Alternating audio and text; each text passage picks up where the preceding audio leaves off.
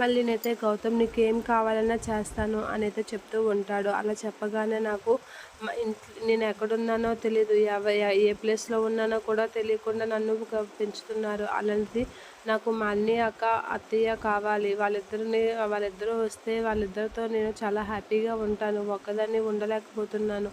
నేను మా అన్నయ్య అక్కలో మా వాళ్ళందరినీ చూసుకుంటాను, అత్తయ్యలో మా అమ్మని చూసుకుంటాను అని అయితే చెప్తూ ఉంటుంది. మళ్ళీ అలా చెప్పిన మళ్ళీ మాట అయితే గౌతమ్ ఒకసారిగా కూర్చున్నవాడు లేచి నిలబడి, నేను ఆ కోరిక ఇది చాలా కాంప్లికేటెడ్ అనే విషయం నీకు తెలుసు, నేను నీకు ఇది చేయనని కూడా తెలిసే నువ్వు కోరుతుంది, నేనేం చేయలేను, మళ్ళీ ఇది జరగని కోరిక అనేది అంటూ ఉంటాడు. అలా అంటే అని గౌతమ్ అనేసరికి మళ్ళీ అయితే ఇలా అంటూ ఉంటుంది.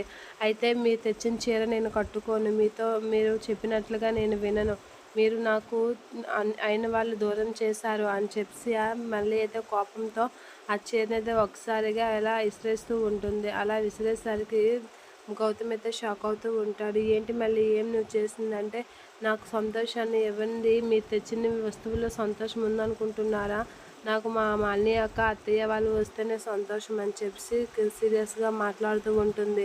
అయినా నేను వాళ్ళని ఇక్కడికి తీసుకురాలేను, తీసుకురాను, నువ్వేం చేస్తావో చేసుకో అని చెప్పి గౌతమ్ అయితే మళ్ళీ కాసి అలా కోపంగా చూస్తూ ఉంటాడు.